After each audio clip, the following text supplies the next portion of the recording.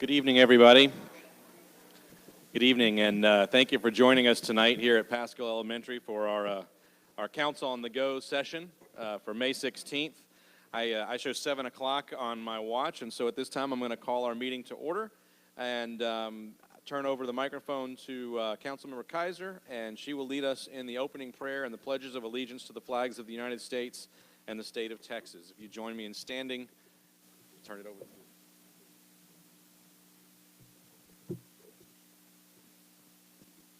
Lord, at this short city council meeting begins, bless us with your wise and caring spirit.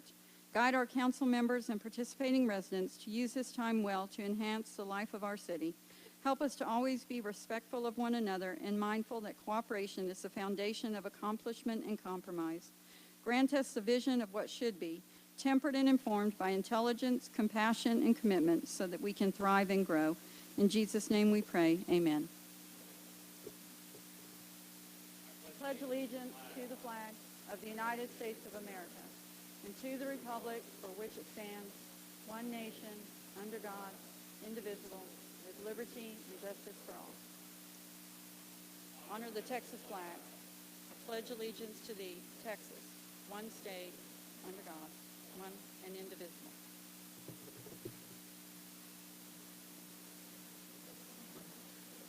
Thank you, Dr. Kaiser.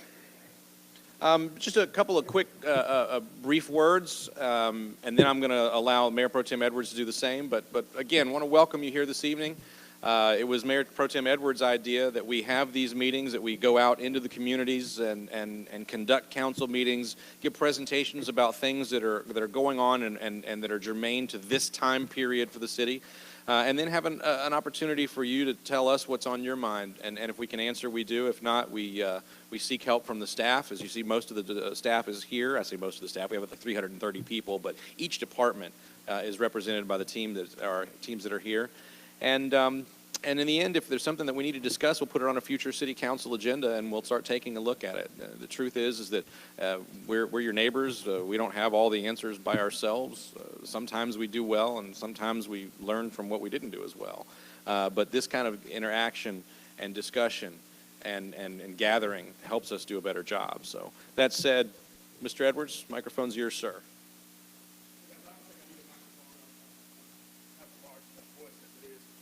Say this to you guys, with all these people that are sitting around the tables on the edges, none of this could be possible without our support staff. So if you guys wouldn't mind just giving them a round of applause. For TV. Thank you. Guys, you are so welcome. You're so welcome here. You have no idea. This has been a dream for a long time. When we started this program, we went out and we just asked people, what do you want to see? Many people can't come home from work and come down to a city council meeting. So we just asked that we were able to come out to the community and touch lives and let you guys see us in a different format. So we're extremely excited to be here, and we're excited that you're here too. Please share this with a few of your neighbors. Let them know. We also have these videos online as well, so you guys can view the videos yourselves and tell your neighbors about it. And thank you guys for being here. All right. Mr. Mayor.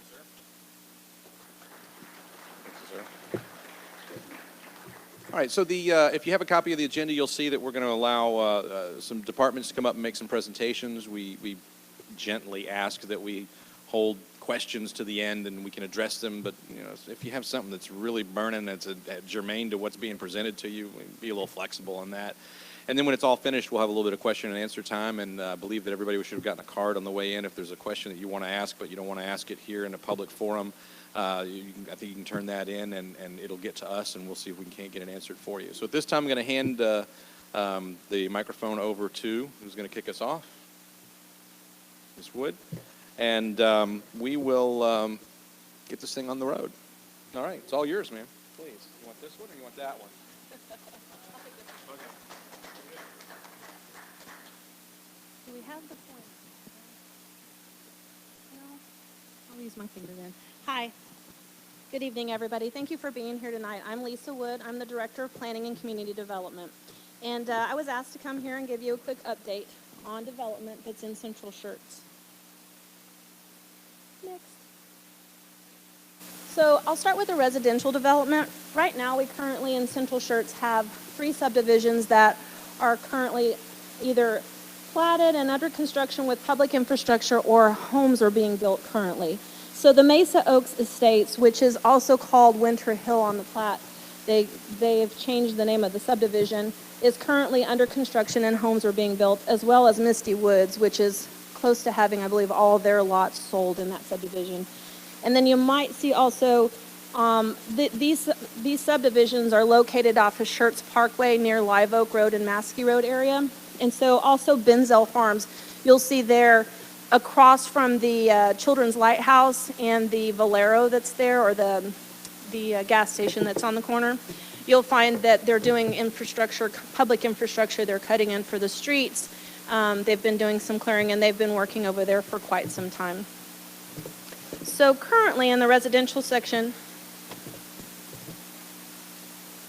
you'll find that those 3 subdivisions are approximately 67 acres of either approved or under construction residential properties. There's 176 single-family homes of new lots, and they're located in the 3 subdivisions that we just looked at, which is Misty Woods, Mesa Oaks Estates, and Benzel Farms. The one that's under construction is that I was mentioning is Benzel Farms, and it has 84 homes. And if I can get this right, here is Schertz Parkway. Here is Live Oak Road, or the proposed extension of Live Oak Road. And if you go this way, it's the current Live Oak Road. And then there's, in front of that, there's some commercial lots that aren't under construction, but they're platted for commercial properties. So you can see that Live Oak Road is planned to be extended ultimately to here right now, and then in the future all the way to Maskey Road is on the master thoroughfare plan, but currently there aren't any plans from, I believe, the entrance up here out. But that land will be dedicated for Live Oak Road in the future. And then, as I mentioned, Misty Woods, which is pretty much built out, and Mesa Oaks, which has 50 family residential that's currently under construction. So the commercial development, I've got a couple of slides because these areas are kind of more on the southern side of I-35, and then I'll have a map of commercial construction that's on the northern side of I-35. And right up here is the Lowe's, and HEB is here. They're proposing a new brake check. All of these 6 commercial projects are not all under construction, but we have applications in-house, or they already have approved applications. And then I believe the Murphy's that's down here in the corner is currently under construction. So we've got a brake check that's been approved for up near the Mama Margie's on IH-35. Then right here at Savannah and Schertz Parkway, as a matter of fact, it's just across the street from here, there's a medical plaza. As we get further along in the presentation, I'll actually show you a site plan of several of these that you might find of interest that are currently either approved or under review. Right here is a medical office that's being proposed. It's actually at Windy Meadows, in the Windy Meadows subdivision. Right here is the where between Children's Lighthouse and the gas station, there's a proposed 5 buildings, which I will show you in a little bit later in the presentation. There'll be 5 buildings for professional office. There's a Starbucks and retail space, which I have a site plan to show you a little bit later in the presentation, on the corner of El Bell and 3009, as well as a Murphy Express gas station, which is on the corner of El Bell and 3009, which would be the this would be the southwest, and that would be the northwest corner. Additionally, on the northern side of I-35, we have 2 hotels being proposed that are actually under review and the building permit process, and then we have Focal Point Vision that's currently under construction. So here's I-35, here is Schertz Parkway, or no, I'm sorry, that's Mid-Cities Parkway, and then over here is Schertz Parkway. So this is next to the new Baptist Hospital that went in a few years ago. I call it new because it still feels new, but it's been a few years. And then here is a Staybridge Suites that is actually has a building permit in. for approval behind the Frost Bank, as well as a Candlewood Suites that is located off of Mid-Cities Parkway. So currently, there are 9 new commercial projects that I just pointed out to you. There's approximately 195,000 square feet of new commercial within those 9 projects. Approximately 27,000 square feet are for medical office, and then approximately 14,000 for retail and commercial. Approximately 19,000 are just office space being proposed, and then 113,325 square feet of hotel for the Staybridge Suites and the Candlewood. So I'll quickly get into, I think I've got 3 site plans here that I think people would be very interested in. This is the location that's on across the street from here on Savannah and Schertz Parkway. Here is the medical office and the parking that's available. There is a median here, so this would be a right in, right out only on this side, so people could come in. But it is a specialty medical facility for, I believe, pediatric care. Additionally, we talked about the property that is located near the corner of Live Oak Road and Schertz Parkway, which is across the street from the new residential construction that I showed the master plan on. It's proposed for 5 buildings. These are the 5 buildings here, and they'll use the existing driveways that are already on Schertz Parkway. Those are proposed for medical offices, professional offices. And then the last one I think everybody will be interested in is a Starbucks.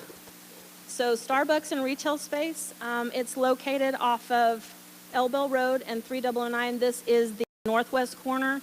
The Starbucks retail space is located here, and next to that there's an orthodontic center, and then the county office is located right behind it. So that concludes my presentation, and I will turn it over to, I believe, the Parks Department. Oh, hold on just a second.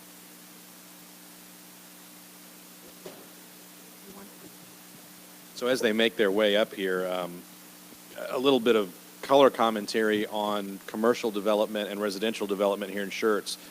We recently passed a milestone where we have more property tax, ad valorem taxes, coming from businesses than we do from our residents. We're at about 53 to 47% as a mixture.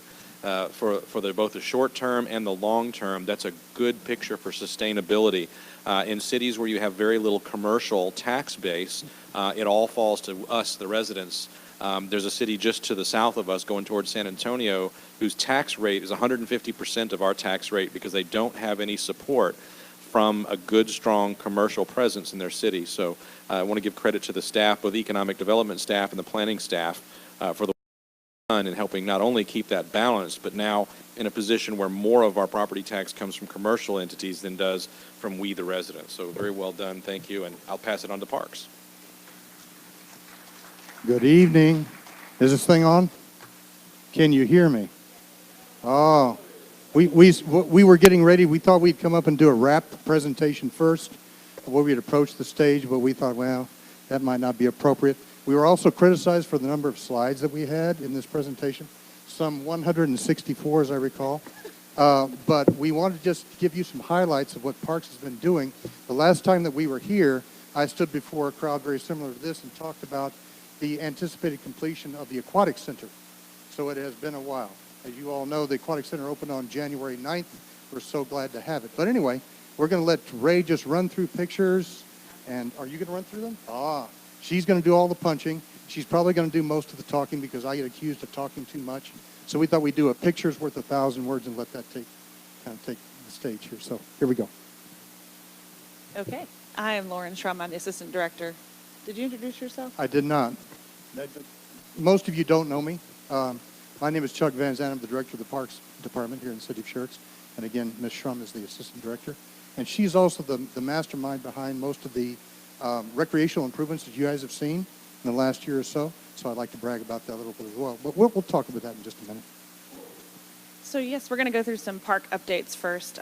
Development-wise, as Chuck mentioned, we did get the Schertz Aquatic Center completed. It had a grand opening ceremony in January. If you were able to come out, you were able to witness the grand jump in, which was a good time. We had a bunch of kids line up, and 3, 2, 1, they jumped in, and so it was a good time. It's a great facility. If you haven't gone and taken a look, please go take a look. We also have done some improvements to our Pickerel Park pool, which is one of our outdoor pools, one of 2. The other is at Wendy Swan Memorial Park in North Shirts. We got an artist to come out and do a mural, which is right here, and we're going to do a celebration of that on May 23rd, right before council meeting at 5 p.m. So come out and celebrate the updates at Pickerel Pool with us.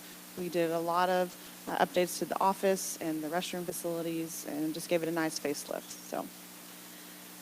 Heritage Oaks Park is another one of our newest parks in South Shirts. It's at 11700 Longleaf Parkway. It's about 13 acres of beautiful heritage oaks, hence the name. There's also some nice cedar elm trees there. We've got about a half-mile trail.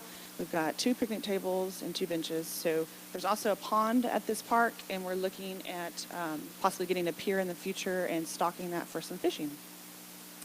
There's a picture there of the sign. There's a stone monument sign, as you can see. We did do a Build a Trail Day with the community. They came out and helped us actually build the trail, so that was a good event. That's a And picture of me on this side. I was watching the folks work while I stood and just propped up with the rake that I had.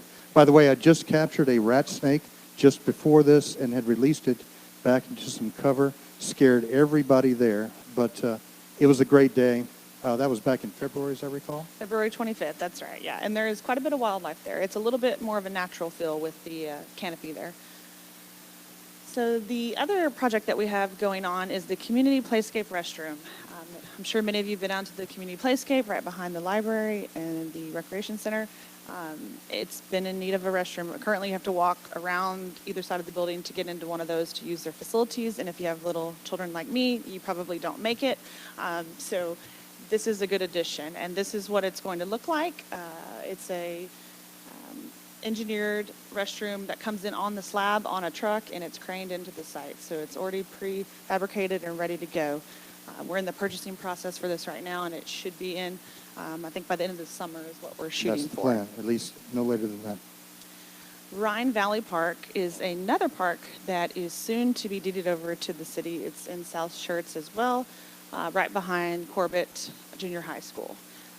There are picnic pavilion, barbecue pits, a playscape, soccer fields, basketball court, and I believe a quarter-mile trail here at this park. So it's another nice facility that will be deeded over very soon. Palm Park is another park that we're working on. This is a property off of FM 78, directly behind the little ABC Learning Center that's there right before you cross Cibolo Creek. And it used to be some old apartments, I believe, were flooded out. Is that Yes, correct? that's correct. And so we have had this piece of property for a while now. We're working with scouting groups, and we have some Eagle Scouts who are coming in, and they are going to be building a day use facility here at this park for scouts to use to do merit badge workshops, Cub Scout day camp, things like that. It's perfect. We may even do a little archery range there. So that's what we're doing at Palm Park. No Name Park, very creative name. It has no name. That is very near to this site. It is just up the road on this side of Shirts Parkway between Ashley Place, and Jonas Woods. It's that little triangle of green space there on the side of the road. We are looking at putting in some outdoor exercise equipment at this park. The Shirts Parkway trails are very heavily used for runners and joggers and people exercising. This is the perfect spot to peel in, do a workout. We'll also include a water fountain and a bench. So that's the plan for No Name Park. Hilltop Park, we're going back to North Shirts. This is at the 6300 block of Jimmy Walker in the, I guess it's Fairway Oaks subdivision or something like that.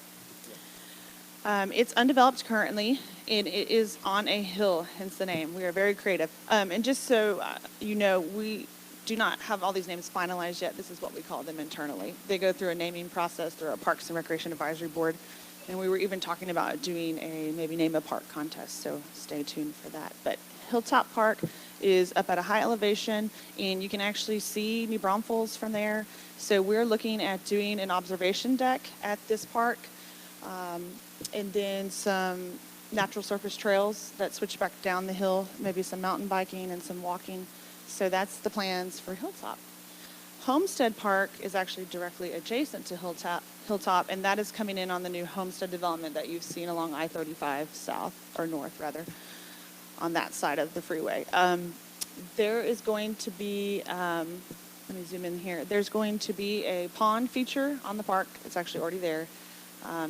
There will be a fishing pier here at this park, maybe a kayak launch integrated into that pier as well. There will be shade trees. There will be almost a mile of a 10-foot wide concrete walkway. There will be parking. There will be lighting. There will be water fountains, picnic tables. And we're looking at doing possibly some other non-traditional elements of this park, maybe like a Gaga ball pit. If you have young children, you know what Gaga ball is. It's very popular right now. And so that is Homestead Park. So program updates. Go ahead. You're doing a great job. Trunk or Treat and Movie in the Park was an event that we just had in October. One of Chuck's favorite events. It was one of my favorite events. We One of planned few. this with the other departments in the city. It was something that Fire Rescue had done for several years, where kids came out and got candy at the trunks. Well, we got together with a couple of other departments and really expanded upon the program, and it was a huge success. We were expecting 600, 800.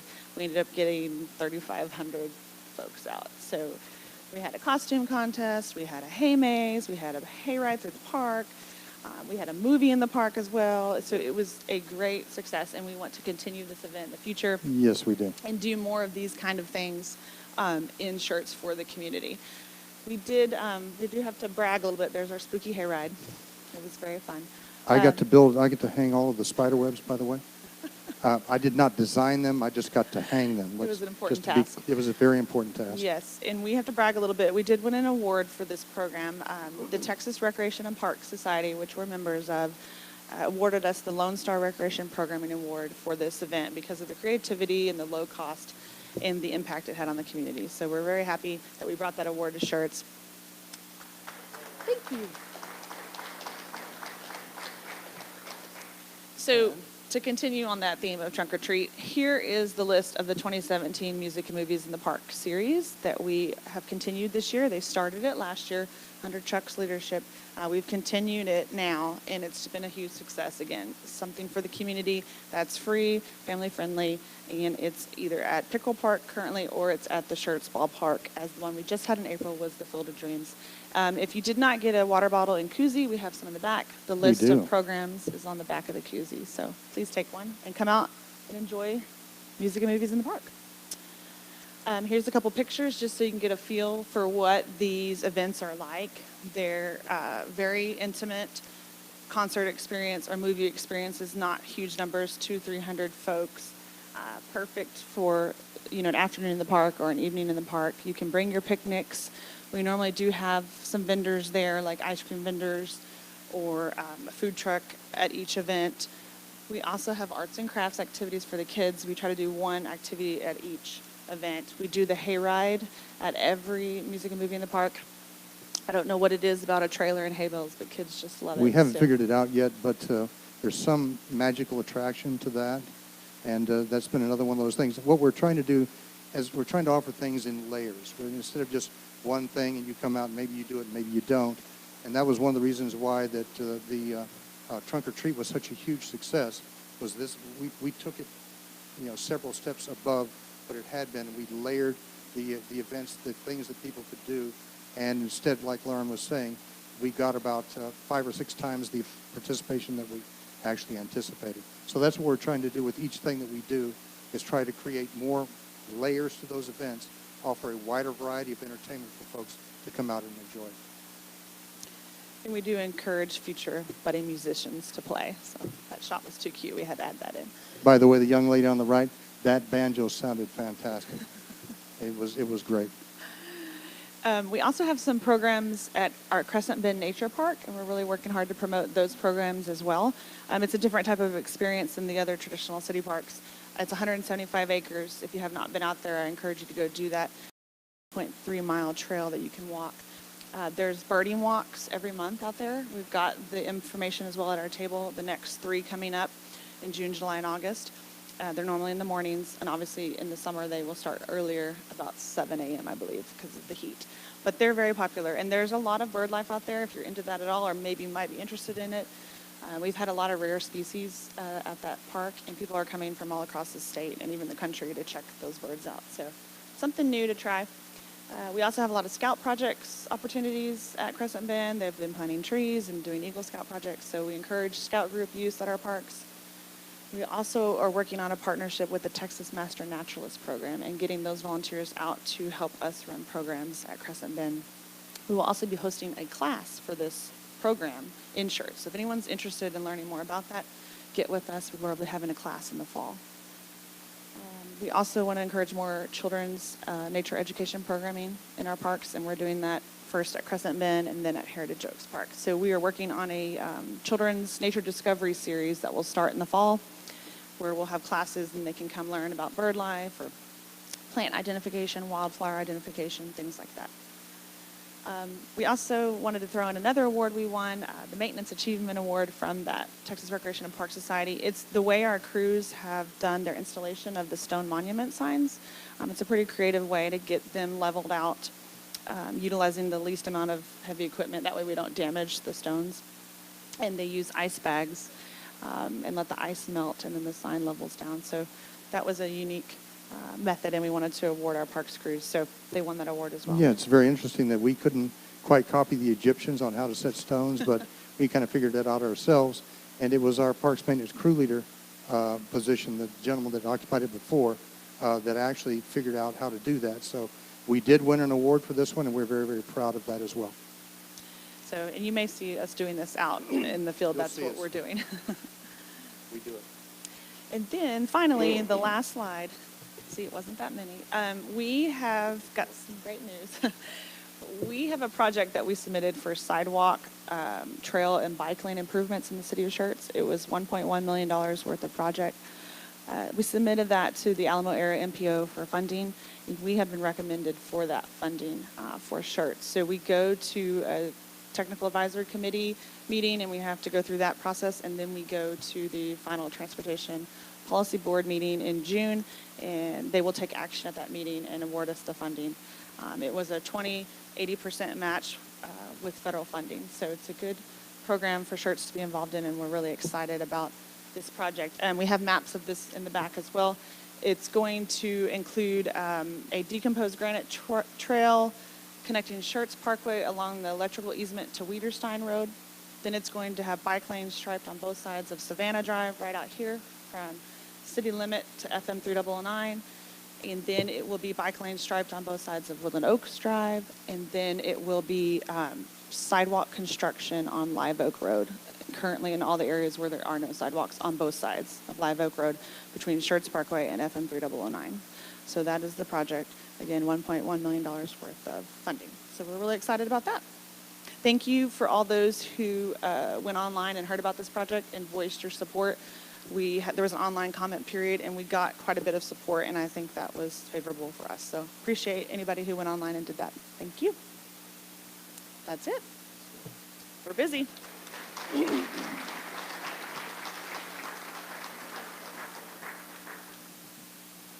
All right, public safety is going to be up next, and we'll talk a little bit about fire station number 3. Before I let Chief have the microphone, I do want to introduce all the council members that are here this evening.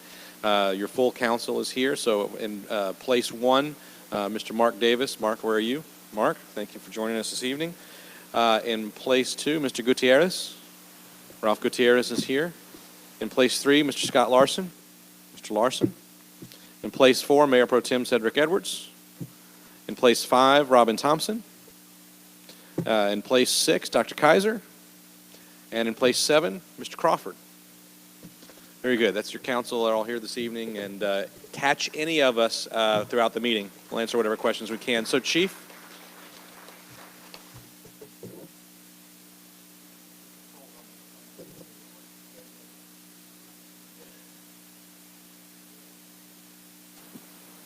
Good evening. Okay, it works. All right, good. I'm David Covington. I'm the Schertz Fire Chief, and I want to tell you about the new fire station that we're been working on for a while. This fire station started with the bond election a little more than a year ago. It was approved. We have $8 million that we're working on this fire station, and immediately when it got approved, we started working on everything we needed. We've got the fire engine in manufacturing progress right now. We're working on that. We're working with the architect on this fire station, and now we're working with the contractors. So the whole process has been going. A lot has been done that you don't see, because sometimes you think, all right, we've approved these bonds, where's the fire station? Well, a lot of things have to get done once that approval is there. So we've done a lot of background work. We're really excited on the progress that we're making on this. We wanted to kind of give you an idea, because the fire station for Station 3, you think, well, what does that have to do with my area? You can see up here on the slides that we've got the fire station 1 and 2 currently, and through an agreement with the city of Cibolo, we do what we call an automatic response. And you can see how using their stations and our stations together, we actually get a better response out of our resources. And so as we build and they build fire stations, we work together and we start covering each other. And you can see as we put these in that we start to cover each other pretty well on here. So Fire Station 3 comes into play. You can see that our Quint 1, and I don't know if my marker works pretty good, but our central fire station right here that would cover this area, if it's out on a run, it's got to go somewhere. It becomes a longer run to get here. But now we've got Cibolo's Fire Station 2 here to help cover us in that area, in this area, and also by the times that it has to go all the way down to Southern Shirts.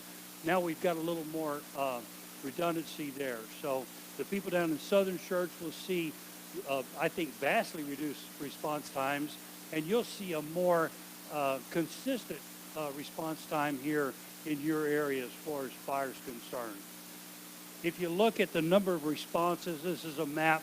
The larger they are, the more number of calls that we have here. You can see generally in the city of Shirts right now, our densest population, and therefore our greatest number of runs falls between I-35 and 78, Shirts Parkway, 399 is where we tend to have most of our runs.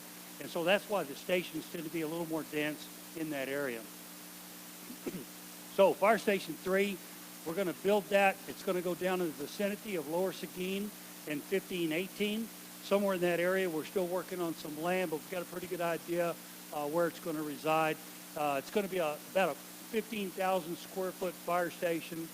The good part is also part of this fire station, we realized that we've got some community meeting rooms up on the north end with the North Cliff area. We've got certainly community meeting rooms downtown with the Civic Center and the Bluebonnet rooms down there. And we're a little bit short of some rooms down in the Southern Shirts. So we included in this fire station not only the facilities for the fire and future EMS, but we included some facilities there for some community meetings and other community events to take place in that area. So it's part of the expanding of the city that we are taking care of. Generally a 3-bay fire station. It'll start off with an engine. EMS would come later. We hope it may be a double company, what we call in fire, but it's built for the future. It's built for expansion. Hold this up. Okay. So that's the fire station, and we're hoping to break ground on it soon. We still got some work to do on some of the design and getting things together with the architect. But that's all we have on the fire station. Thank you. Thanks, Chief, and I need that one. So I can pass it to the next one. All right, thank you, Chief. And then next up, Shirts Parkway repair update. All right. I'm sure everybody's interested in this one. I drive that every day. Here we go. It's all yours.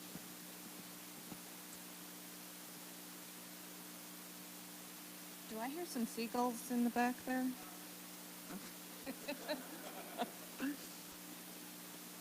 Okay.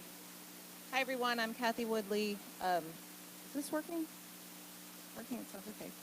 City engineer. And we've been working for a long time on a project to repair Schertz Parkway from Maskey Road to East Live Oak. And so highlighted there in purple is the extent of the repair. Now, obviously, it needs to be repaired even further, but the funding is always limited, so we take steps as we can get funding. So the scope of the repair is going to be that all travel and turn lanes will be reconstructed between those two intersections. And the intent currently, although things could change during construction, but the way it's being designed is that the curbs will remain as is, but the current roadway section will be cut down, material will be removed, and new material brought in. We're also going to reconstruct the asphalt pedestrian trail that is kind of in disrepair next to the road as well. And we're going to widen Live Oak Road at the intersection to provide dual westbound lanes to provide for a right turn at the intersection. And we're going to bid the project with alternative road sections, asphalt and concrete. It's possible that we'll actually be able to recognize some cost savings by putting in concrete, and we may actually get a longer life out of that. But we're going to bid it both ways to see how the construction costs come in. Lisa earlier talked about Benzill Farms, which is constructing the, oh, here we go, there's the extension of Live Oak into their subdivision. And so I'm just showing here how they'll line up. That one will have a right turn lane and a straight and left turn lane. And we'll expand this so that it lines up with those extra lanes. And here's kind of a picture of how it would work. We would widen it back to just beyond the entrance to the Valero station. So where we are in the project, we did receive the 50% design from our consulting firm. We sent comments back. We expect the 100% design here any day now, probably by the end of the week. We'll have to bid the project and go through that process. So we'll likely see construction starting in the summer of 2017. It's probably a 6 to 9 month construction process. And this road actually is kind of convenient when it comes to construction because we can have traffic traveling both ways on one side of the median. And so we can maintain two-way traffic at all times during construction. And we'll do one side, and then we'll change traffic over and do the other side. So that's where we are on that. So there is an end in sight for that section of Schertz Parkway. So that was kind of a quick presentation on Schertz Parkway. And I think I'm here to talk about the next item on the agenda as well. So, can you do that?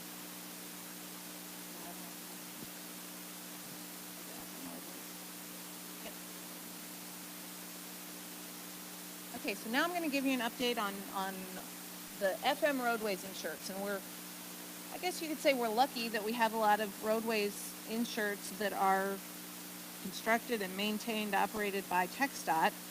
So city funds don't have to go toward them. But we do work with TxDOT a lot on these roads to make sure that what they're doing works for our community. So first, 1103. So there are two projects at 1103. They're actually two separate projects, but they'll probably feel like one big project, one big mess during construction, I'm sure. So there's the bridge over 35 at 1103. That'll be replaced, widened. There'll be turnarounds constructed, so you don't have to wait at the light to make the turnaround. And intersection operational improvements. The signals will be changed accordingly. So a separate project to that is the one that we got funding passed through a bond measure that y'all voted on a couple years ago, at the same time that the fire station funding was approved. And we participate with TxDOT on this we're providing $2 million. They're pitching in the rest. to expand 1103 between 35 and the city limit with Cibolo. And currently, this project is still the same that it's been ever since the beginning, to expand from the current 2-lane configuration to 4 lanes with medians and turn lanes and sidewalks. I'm not going to address anything Cibolo's doing at their end of it. But this is still the plan as far as TxDOT is concerned, and as far as we are concerned, insurance.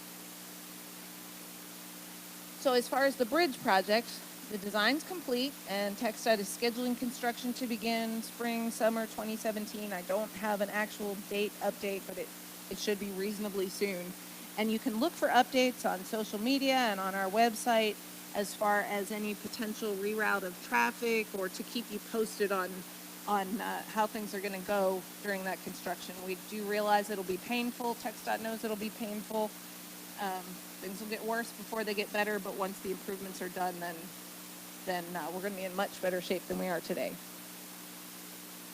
So the 1103 proper project, the environmental clearance is completed. It may have been completed any time within the last few days or the upcoming next few days. After that, they will begin the right-of-way acquisition process. So I don't know if there's anyone here who has property along 1103, but those folks will be contacted by TxDOT to come to an agreement of how much additional right-of-way they may need to purchase from folks. That process generally will take a year to a year and a half to get through. And at the same time, we will be working on utility relocations. There are all sorts of utilities that are within the TxDOT right-of-way or just outside the existing right-of-way that need to be relocated in order to make space for the road. And that includes our water, our wastewater, but also AT&T, the electric companies, Time Warner. All those folks have to relocate their utilities so that it won't conflict with the construction of the new road. So we'll be working on our part, doing the water and wastewater relocations, and those other folks will be working on theirs. Once that's done, then construction can begin. So the actual full-on construction of that expansion is still several years away, but we'll keep you posted on it. FM 1518 in the southern part of Schertz, from 78 down to IH10, is another project that we're supporting with bond funds, $5 million approved by the voters. TxDOT is contributing $5 million, and we also had an award, a similar program like Lauren was talking about, to get MPO funding, which is federal funding that's allocated by the Metropolitan Planning Organization.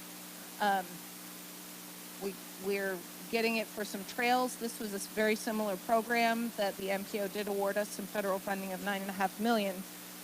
So we currently have $19.5 million to work on this project. It won't reconstruct and expand 1518 all the way, but currently TxDOT is having their consultant look at design for the entire length, but we'll start construction in a strategic manner, look at key intersections first and do some widening for certain segments of the road.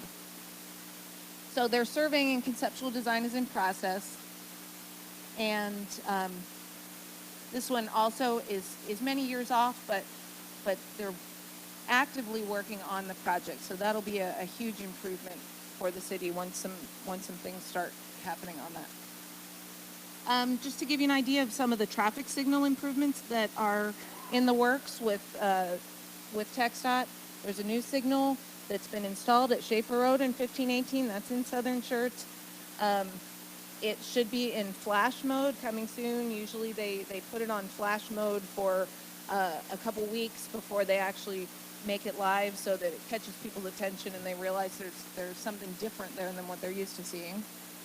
The new signal at Deer Creek in FM 3009 has been in flash mode.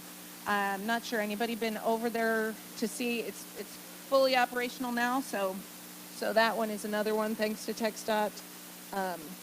It's been installed. And did we help with the funding of that, Dudley? Is that, oh, it's a different one. Okay, sorry. Okay, so that was fully TxDOT.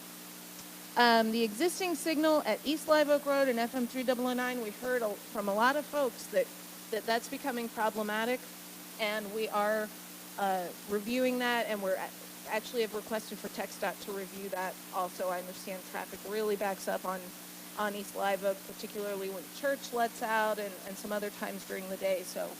So we heard the complaints, we've passed them to TxDOT, and we continue to monitor with them to find out what improvements are going to be made.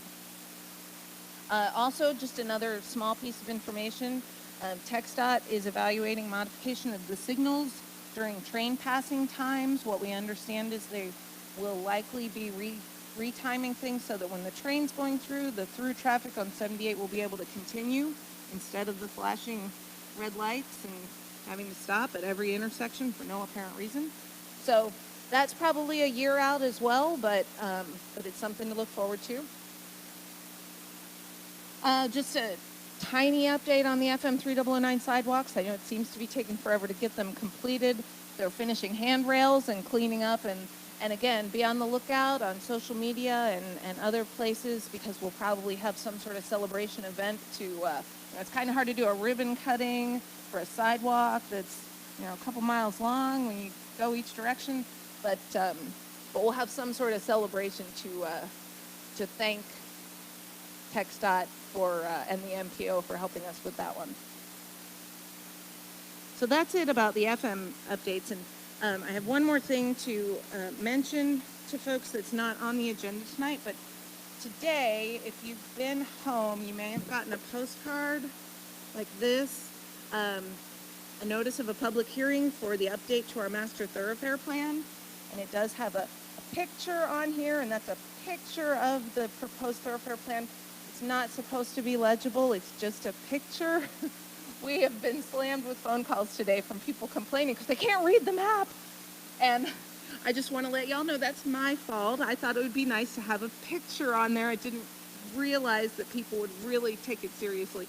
So we will have the document. I have a copy of the report that goes along with it and the map up on our website tomorrow. If you're interested, you can go and take a look at it. It should be on the home page, also a link on our engineering page. So this is something that's been long in the works. We had public input over a year ago. It's sort of, I always use the excuse, we're very, very slow with things. We're very short-staffed, although we have some help coming there. But it's nothing new. All of a sudden, it's really been in the works for a long time. And if you're interested, take a look at it. If you have comments and you want to show up at the public hearing that's at the regular P&Z meeting next week, that would be great.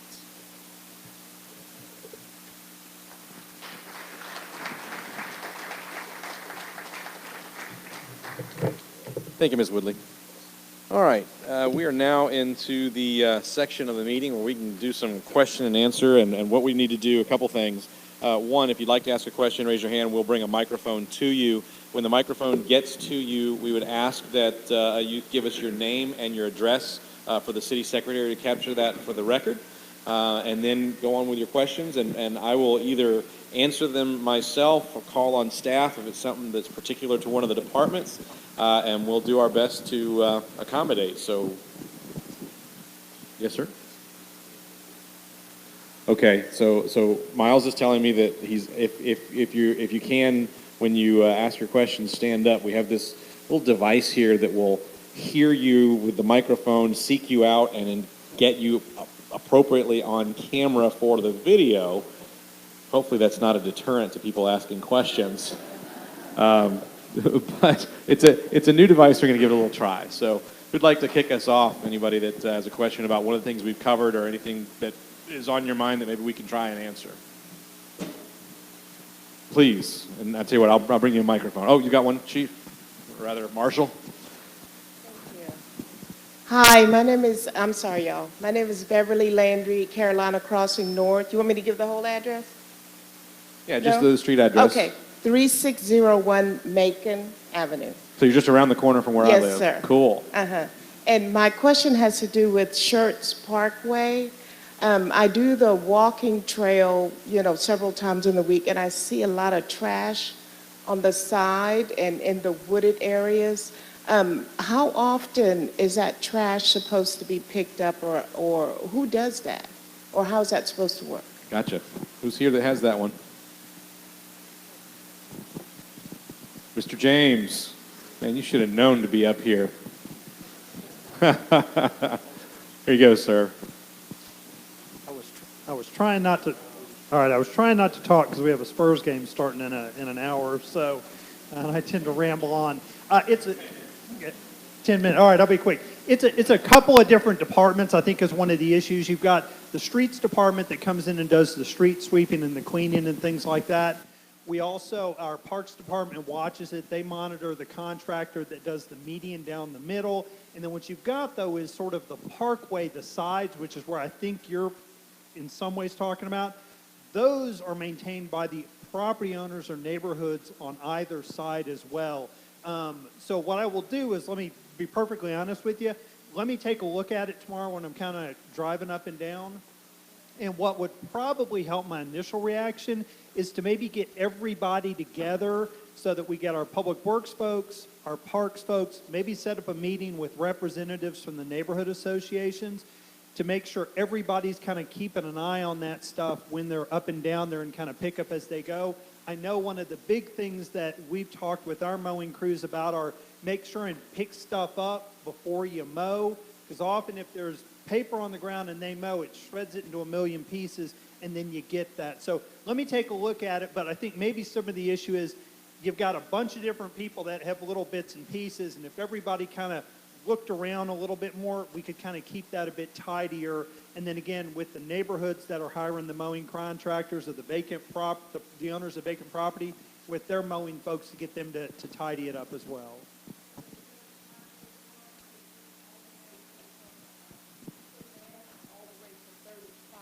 Where I'm mostly. Okay, it's worse there. Okay, let me look. If it's still light as we leave, I'll look at it. Then let me take a look tomorrow, maybe walk it with our parks folks and kind of come up with a game plan and then maybe pull folks together. Okay. You know it's supposed to rain tomorrow. I'm going to be out there to see you walking. That's going to be fun. All right, who else? Question that we can answer, please. Hi, I'm Cindy Patterson. I live at 3533 Peachtree Lane, right across the street from the school. I have a question about the traffic pattern as it pertains to the proposed medical plaza that actually is just on the other side of the wall from where I live. I'm a little concerned about the fact that you've got children going to two different schools right at that intersection, and how do you plan to have an entrance and an exit from that that's going to be safe for all of the pedestrian traffic, not to mention all of the car traffic with a light right there? Great one, Mr. James. Yeah. No, you're right on that. That's one of the problems we have, and frankly, it's not just up here. It's all of the different kind of small properties you've got at the intersections. One of the challenges we have is over time, city codes and ordinances and things like that change, and hopefully the better. We want more landscaping, nicer buildings, things like that. But what we're often left with is a piece of property that's a little tight. It's a little too small for what we'd all kind of go, well, if you're going to develop it, that'd be the kind of size building you put. And so you have some challenges there with that. And so that was something that when it came through the process, our planning department looked at, with engineering, with public works, with folks like that.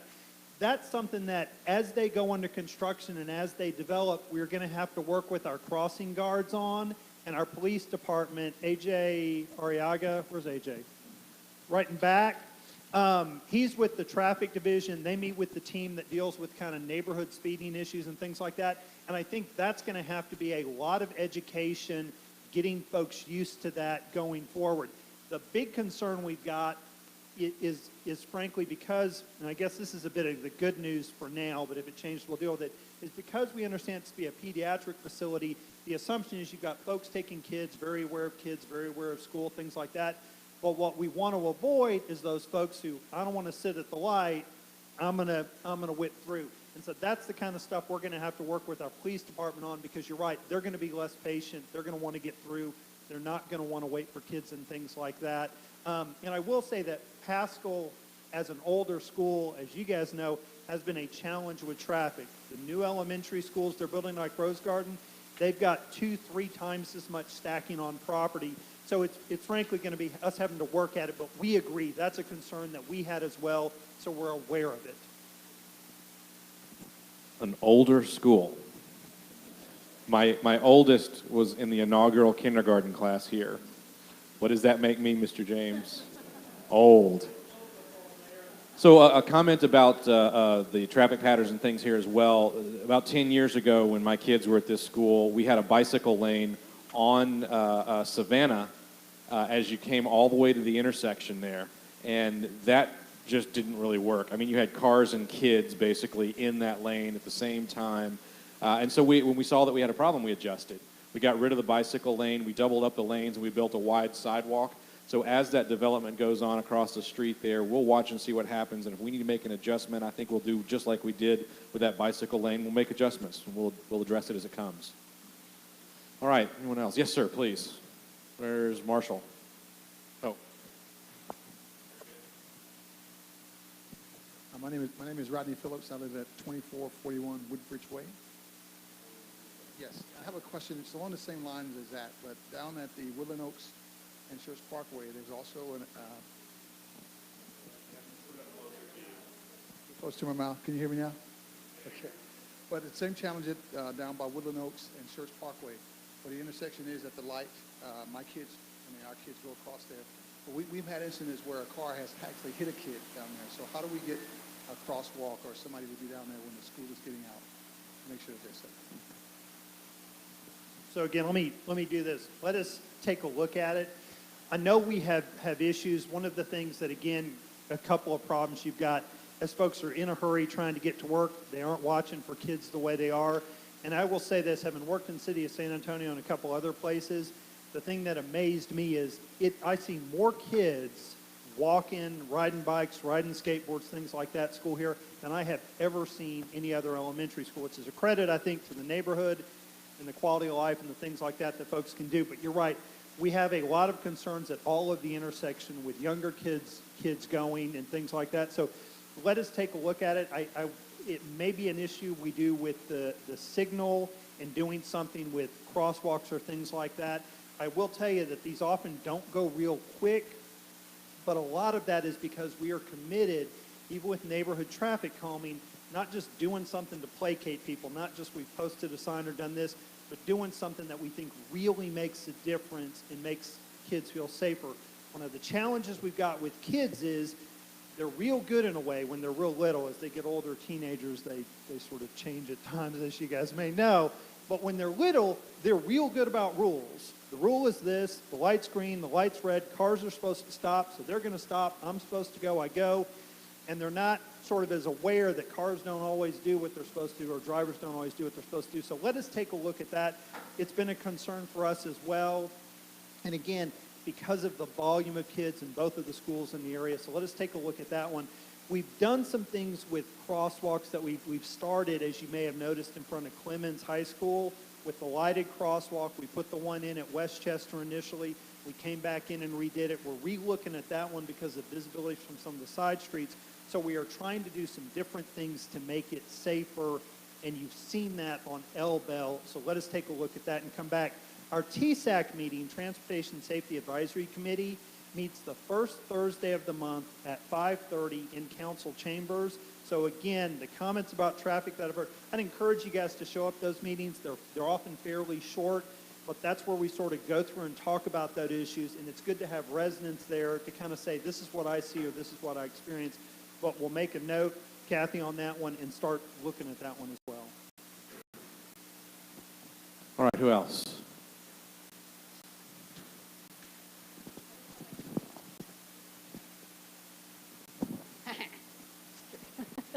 You gave Helen the microphone. First of all, whoa, this is a little stronger than y'all. I want to thank the citizens of Schertz. Those of you that are here, those of you who are not here will see this video. We have a very, very supportive community for law enforcement, first responders, fire, EMS. Thank you, thank you, thank you. Thank you to our city administration. With that being said, we have our police memorial tomorrow morning at 10 a.m. We had to do a venue change. It was supposed to be outside, but the weather is calling for rain. So we've moved it inside the Civic Center. It's been a tough couple of years for law enforcement, so we're going to memorialize those people that have lost their lives last year. So if you have the opportunity to come by again, it's 10 a.m. at the Civic Center. We'd love to see y'all out there. Thank you. Very good, thank you.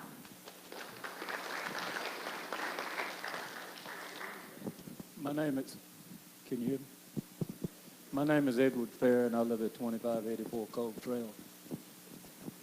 My primary concern is the intersection at Schertz Parkway and Woodland Oaks Drive. I've talked to Mr. Fowler when he was the mayor pro tem about it. He came out, actually visited the site. I've talked to Public Works several times about it. This is something as a member of the Homeowners Association, I've been talking to people about for about 2 or 3 years. The way that road is designed and the way the monument was put in and how wide the island is and the big tree that's sitting there, the only way that 2 cars can get out on the right-hand side is they got to kind of draw the lines a little crooked because the road is crooked. It's not designed so that you can just pull straight out.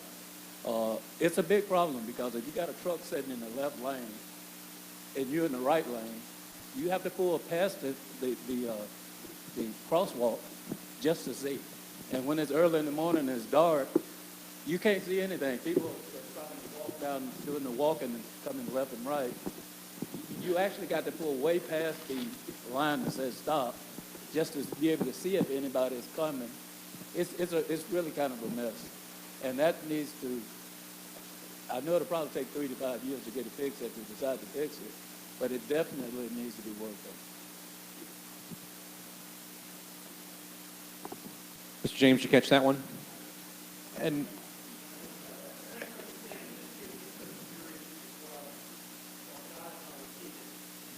So the concern is you've got a truck sitting in the left lane waiting for the light to change, and because of limited visibility, you're having to pull up too far? Okay. I got you, okay. It's real tight. I got you. Okay. And I know we've had that issue, so, okay, I think I've got it.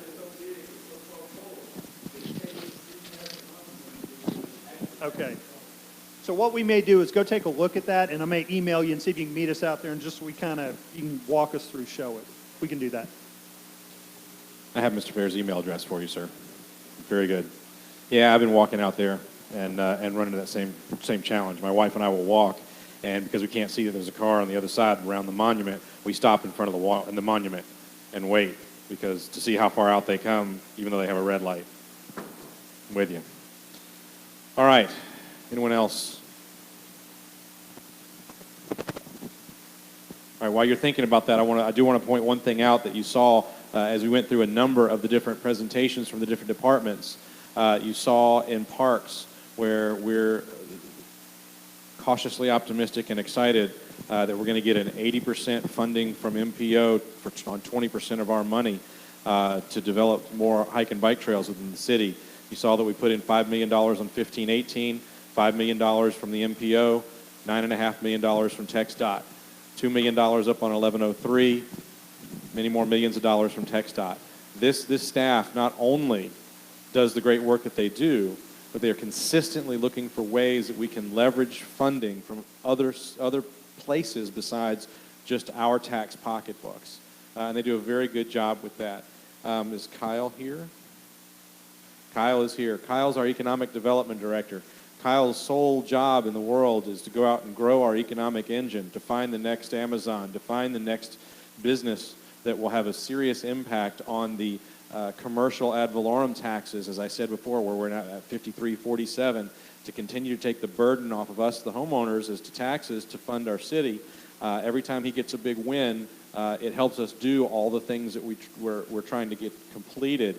In addition, when the staff is constantly looking for co-funding or other funding sources to go with our money, it goes that much farther. Even if we were to win, if there was such a thing, a municipal lottery, it wouldn't change our fiscal discipline from the way that we run the business today. So just another compliment to staff and the job that they've done in helping find dollars other than just ours. So well done once again for all of you.